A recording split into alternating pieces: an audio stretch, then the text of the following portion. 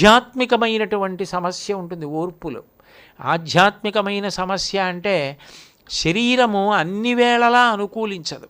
శరీరం కదా ప్రధానం, దాంతో కదా బోధ చెయ్యాలన్నా దాంతోనే చెయ్యాలి. ఆయన ఏదైనా వ్రాయాలన్నా శరీరం సహకరించాలి, ఆయన చదవాలన్నా శరీరం సహకరించాలి, ఆయన ప్రయాణం చేయాలన్నా శరీరం సహకరించాలి. శరీరం సహకరించదు, మొరాయిస్తుంది.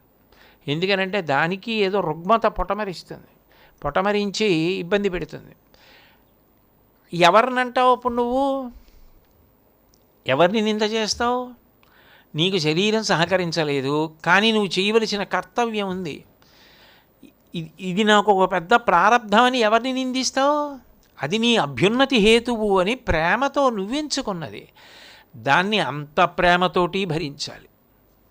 అంత ప్రేమతోటి జ్వరంగా ఉన్నా కూడా ఆయనకేమో వంట రాదు, పిల్లలేమో చిన్నవాళ్ళు, 104 జ్వరంతో ఉన్నా లేచి పప్పు అన్నం చారు అయినా వండి పడుకున్న అమ్మలా అంత శరీరం సహకరించకపోయినా తాను చెయ్యవలసింది మాత్రం వైక్లభ్యం లేకుండా తాను చేస్తూ ఉండాలి. అంటే అప్పుడు ఎంత ఓర్పు ఉండాలి? ఇది చేసేటప్పుడు ఒకరిని నిందించకుండా ఉండాలి, నవ్వుతూ ఉండగలగాలి. కానీ వేరొకరిని ఎవరిని కూడా తను కష్టపడ్డానికి ఎవరిని కారణమని నింద చేయకూడదు.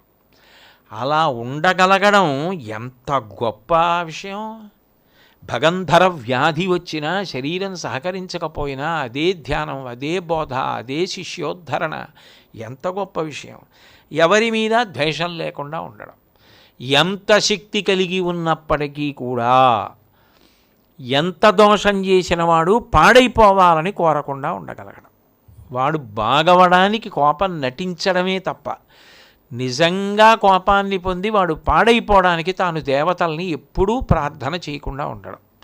వాడి మీద కోపం వచ్చి వాడు పాడైపోవాలని మనసులో ఎప్పుడూ ఆలోచన రాకుండా, ఆయన బాగుపడాలి, ఆయన మార్గంలోకి రావాలి, అందుకోసం శిక్ష వేస్తాను. నాకు దూరంగా ఉంచితే అయ్యయ్యో నేను దూరం అయిపోతున్నానని బాధపడి మారతాడు అని ప్రేమతో దూరం పెట్టాలి తప్ప, పెట్టాలి మళ్ళీ మార్పు వచ్చిందనగానే దగ్గరికి తీసుకోవాలి. తప్పించి కోపంతో వాళ్ళు పాడైపోవడానికి భగవంతుడిని ఎప్పుడూ ప్రార్థన చేయకూడదు. అది ఎప్పుడూ ప్రేమ అట్లాగే ఉండాలి. అది అందుకోనివ్వండి, అందుకోకపోనివ్వండి. నది ప్రవహిస్తూ ఉంటుంది. కొంతమంది స్నానం చేస్తారు, పునీతులవుతారు. అక్కడే ప్రవహిస్తున్నా ఒక్కొక్కడు ఎప్పుడూ స్నానం చేయడు. సరిగదా నదినే నింద చేసేవాళ్ళు ఉంటారు, నదినే తక్కువ చేసి మాట్లాడేవాళ్ళు ఉంటారు. అంత మాత్రం చేత నదికి పోయేదేముంది? నది గౌరవం పోయిందా? నది విలువ పోయిందా? ఒక విషయం చెప్తారు. మీరు గడ్డి బరకని తీసుకెళ్ళి సముద్రంలో పడేశారనుకోండి, అది ఎత్తినెట్టుకుంటుంది, ముంచదు. ముత్యాలు, వజ్రాలు, రత్నాలు పాదాల దగ్గర ఎట్టుకుంటుంది, రత్నగర్భ లోపల ఎక్కడో ఉంటాయి. ముత్యాలు, వజ్రాలు, రత్నాలు పాదాల దగ్గర ఎట్టుకుంది, గడ్డి పరక నెత్తి మీద ఎట్టుకుంది అని చెప్పి రత్నాలును ముత్యాలును బాధపడిపోతాయా?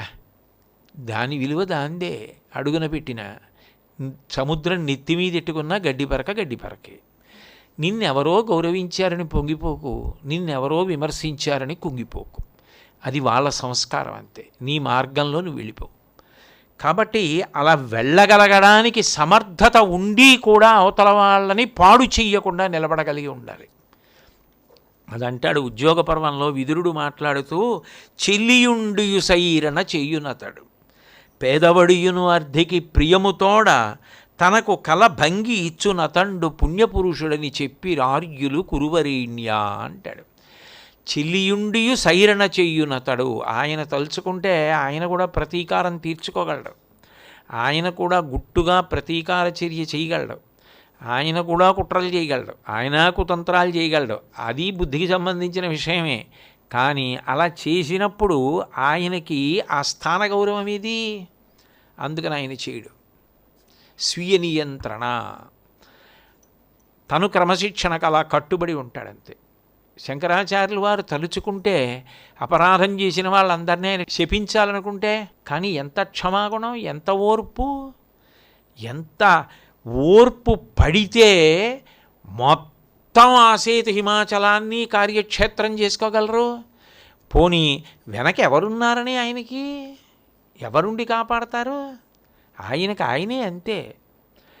అటువంటి స్థితిలో అలా చేయడము అంటే ఆయన ఓర్మి గురించి ఏం చెప్తాం, అందుకని ఆయనని క్షమాకరాయ నమః, అంతటి ఓర్పు కలిగిన మహాపురుషుడు అని కీర్తించారు.